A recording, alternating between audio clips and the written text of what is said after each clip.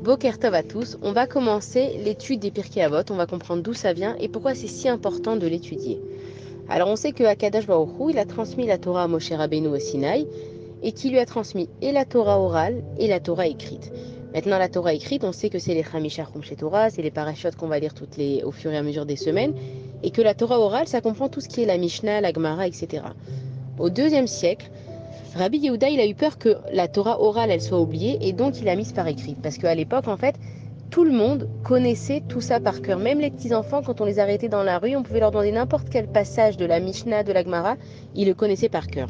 Et donc, on dit que c'est bien de l'étudier dans les mois qui arrivent en été, parce qu'on a tendance à plus se relâcher, à se détendre. Et comme ça, en fait, on va perdre aucune intensité en arrivant au mois de Elul, on sera prêt. On dit Pirkei Avot. C'est qui les Avot? On sait que les Avot, c'est que Moshe Rabbeinu, en fait, il a reçu la Torah d'Akadosh Baruch Hu au mont Sinaï.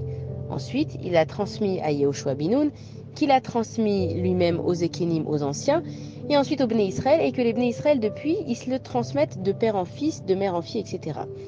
Et on voit que chaque nation, elle a ses principes moraux. Par exemple, en France, on a la Déclaration des droits de l'homme, il y a certaines traditions, il y a certains codes civils, mais on voit aussi que les lois, elles changent au fur et à mesure des époques. Par exemple, à l'époque, on va dire que le port de la ceinture, il n'était pas obligatoire. On va dire que aussi à l'époque, fumer en public, c'était pas interdit. Il n'y avait pas la même atteinte à la vie privée. Il n'y avait pas les mêmes lois selon le harcèlement. Et donc, en fait, on voit que chez les autres nations, la loi, elle va évoluer ou changer en fonction des époques, alors qu'avec la Torah, elle bouge pas. Chez nous, les Juifs, il n'y a rien qui change. La Torah, elle a été donnée parfaite et tout y est inscrit.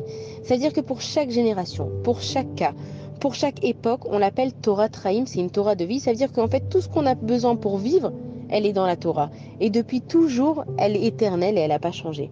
Ça veut dire que depuis que le mont Sinaï, là, on vient de finir Shavuot, on nous a transmis la Torah. Et c'est comme si, en fait, c'est pas comme si, c'est que Akadosh Baruch Hu, il vient de nous la transmettre et elle est actuelle pour chacun d'entre nous. On est maintenant un peuple et on va apprendre à vivre avec les bonnes midotes, avec les bonnes proportions de la vie.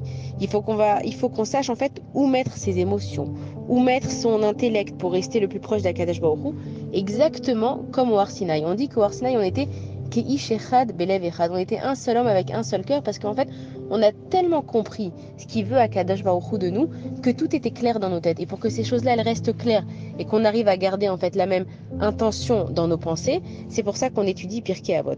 On est tous, en tant qu'être humain et en tant que juif surtout, remplis de bonnes midotes, ça veut dire qu'on est tous remplis de bonnes intentions. Mais la vie, en fait, elle nous fait oublier des fois nos midotes. C'est que quand on a des épreuves et qu'on a besoin d'étudier le sens et les valeurs et qu'on doit garder notre intégrité, il faut qu'on les transmette aussi aux futures générations. Ça veut dire que si moi, en fait, je ne suis pas sûre de ce que je dois faire, de ce que je dois dire et de comment je dois me conduire, comment est-ce que je peux espérer avoir des générations qui sont aussi dans la Torah? Et donc, en fait, on comprend que le peuple juif, il survit grâce à la transmission. Et c'est grâce à cette transmission-là qu'aujourd'hui, on est encore là, qu'on est un peuple, qu'on a des coutumes, qu'on a des traditions, qu'on a une langue et qu'on arrive à rester ensemble unis et si forts. On est un peuple qui est capable de se sacrifier pour une cause et on tient ça de nos avots. On appelle ça Pirkei Avot parce que on tient ça de nos pères. Par exemple, Yitzhak Avinu, lui, s'est sacrifié pour Akadosh Baruch Hu. Et nous, chez les Juifs, on a cet esprit de sacrifice. On voit combien de nos soldats, ils se sacrifient pour nous, pour que nous, on puisse vivre, pour que nous, on puisse être tranquilles dans nos terres. C'est parce qu'il y a des soldats qui se sacrifient. Et les personnes qui sont aussi assises en train d'étudier, qui sont très sérieuses, qui font attention à être ponctuelles, il y a même des personnes qui ne répondent pas au téléphone quand elles étudient parce que ça s'appelle du Geselzman, ça s'appelle voler du temps. On m'a payé pour étudier un temps, sauf s'il y a vraiment une urgence. Elles ne vont pas répondre au téléphone et on va tenir ça de Yitzhak Avinu qui a cet esprit de sacrifice. On a aussi des femmes dans le peuple juif qui ont été capables de se travailler sur leur jalousie. Et on apprend ça par exemple de Sarah Imenu qui a donné Agar à Abraham. Elle a compris qu'il fallait qu'elle fasse un effort supplémentaire et qu'elle se nettoie de toute cette jalousie que nous les femmes on peut avoir. Et donc on apprend que le fait de pouvoir se travailler dessus, on tient ça de notre mère qui s'appelle Sarah Imenu. On voit aussi qu'on est des personnes qui sont capables d'accepter des épreuves avec la joie. Et on apprend ça de David Ameller. David Ameller, toute sa vie, il était tellement proche d'Akadosh Baruch Hu, mais il a subi tellement d'épreuves. Et si on regarde un petit peu ce qui a marqué dans les Teilim et qu'on comprend le sens de la traduction et le sens des versets, On comprend que David Amelech, il appelle sans arrêt Akadosh Baruch Hu dans sa détresse. Et il lui dit Akadosh Baruch Hu, Shiviti Hashem lenegdiktamid, Akadosh Baruch Hu, même si je suis en galère, je vais rester avec toi. David Amelech, il dit à Akadosh Baruch Hu, Kol mishbarecha vegalecha la yavaru. Il lui dit, tu sais Akadosh Baruch Hu, j'ai eu des cassures, j'ai eu des blessures, les vagues de la vie, elles m'ont pas épargné, et pourtant je reste avec toi Akadosh Baruch Hu. On apprend aussi que une personne, elle a été capable de ne pas succomber à la beauté, même si c'était le plus bel homme qui avait été créé jusque-là, c'était Yosef Hatzadik. On sait que Yosef Hatzadik, il avait une beauté qui était hors pair, et que toutes les femmes, elles lui couraient après, et qu'il avait tellement de tentations, et qu'il était tout seul, et qu'il n'avait même pas encore reçu la Torah, il aurait très bien pu craquer. Et on sait qu'il a tenu parce qu'il s'est dit un jour, mes enfants eux aussi, à Kadesh Baruch Hu, il va leur donner des choses magnifiques, un corps magnifique, et ils vont pouvoir résister grâce au sacrifice que moi j'ai fait. On voit aussi que Ruth à Moabite, c'était une convertie et qu'elle a fait ce que Akadosh Baruch Hu il a demandé. Donc elle a donné une ouverture à tous les convertis d'avoir une force. On voit aussi que les Chosrim B'Teshuvah, ceux qui font Teshuvah à un moment donné de leur vie, on voit qu'il y a Rabbi Akiva. Il a commencé à apprendre la Torah à 40 ans et pourtant c'est devenu Rabbi Akiva. Donc on comprend que nos avot, et nous aussi on est des avot, on est un père, on est une mère, et même si on n'est pas encore marié, on donne de l'exemple aux personnes qui sont autour de nous. Et quand nous, on se sacrifie, on envoie de la force aux autres. Et quand les autres, ils nous regardent, ils se disent, tu vois, cette personne-là, elle est capable d'être religieuse. Et pourtant, elle est capable d'être à la mode. Cette personne-là, elle est capable d'étudier et pourtant d'être pas fermée, d'être au courant des sujets d'actualité, etc. Ça fait qu'on donne de la force aux générations qui arrivent. Et donc, nous, dans nos vies, on a beaucoup d'épreuves, mais c'est parce qu'on est capable de beaucoup de choses. Et nos midotes, nos traits de caractère, on les hérite de nos avot. Chaque chose que nous on fait, elle va envoyer les forces pour débloquer une nouvelle situation pour nos enfants. Et c'est pour ça que c'est important aussi de raconter. On aime bien aller voir nos grands-parents et leur demander alors raconte-moi, papy, mamie, qu'est-ce que vous aviez eu dans vos vies?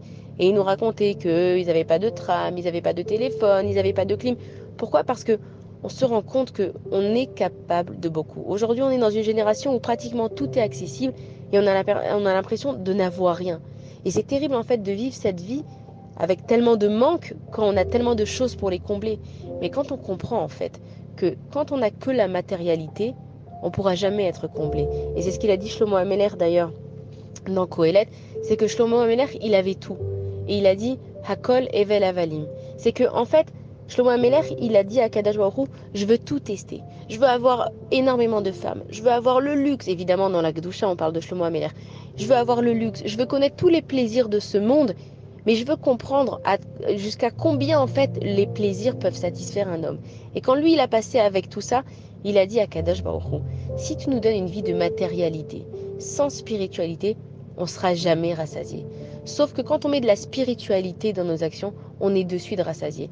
Ça veut dire que quand je vais boire un verre d'eau et que je vais faire une bracha sur ce verre d'eau, je vais bénir l'eau qui est à l'intérieur de ce verre et quand elle va pénétrer à l'intérieur de mon corps, je lui ai donné des propriétés magiques entre guillemets qui font que je ne vais plus avoir soif. Alors que si je ne vais pas faire la bracha sur mon verre d'eau, je vais simplement boire de l'eau, mais je pourrais en boire des tonnes de l'eau. Et en fait, dès que dans ma matérialité, je vais rajouter de la spiritualité, c'est là que ma vie, elle va prendre un sens. Et donc, quand on va étudier Pirkei Avot, on va comprendre c'est quoi la vie. Pourquoi est-ce que je dois être un juif qui se conduit bien? Pourquoi je ne dois pas me venger? Pourquoi je ne dois pas tuer quelqu'un qui m'a fait du mal? Pourquoi je ne dois pas être en colère? Parce que Akadosh Baruch Hu, il veut le meilleur pour toi. C'est même pas pour les autres. Nous, des fois, on a l'impression qu'en tant que juif, on doit tout le temps se travailler dessus pour les autres. Mais Akadosh Baruch Hu, il nous dit, regarde, toi, t'es une cruche d'eau. Si tu veux donner de l'eau aux autres, il faut d'abord que ta cruche à toi, elle soit pleine. Mais il faut que ce soit de l'eau pure. Si tu donnes aux autres de l'eau qui n'est pas bonne, ça ne sert à rien. Donc Akadosh Baruch Hu, il nous donne la Torah orale et la Torah écrite, mais là en l'occurrence ça va être la Torah orale qu'on va étudier, pour qu'on devienne le meilleur de nous-mêmes. Et qu'une fois que moi je suis une eau pure, que je suis bien remplie, je vais pouvoir aider les autres autour de moi. Et imaginons un monde où tout le monde se remplit, tout le monde se travaille sur ses traits de caractère, mais pas pour les autres, pour moi, pour que je sois un Ben Adam, pour que je sois un homme qui soit accompli, qui soit fier de moi, que je puisse élever mes enfants dans le droit chemin, que je puisse leur expliquer pourquoi ne pas être jaloux, pourquoi ne pas se venger, pourquoi ne pas frapper, pourquoi être honnête. Imaginez le monde dans lequel on vivrait. Alors Bezrat Hashem, avec cette étude du Pirkei Avot, on va essayer de rendre le monde meilleur parce qu'on est dans ce monde pour être les meilleurs de nous-mêmes et pour rendre le meilleur aux autres. Bezrat Hashem. Alors, Be'atzlacha à tout le monde et une bonne étude si Dieu veut. Bonne journée à tous.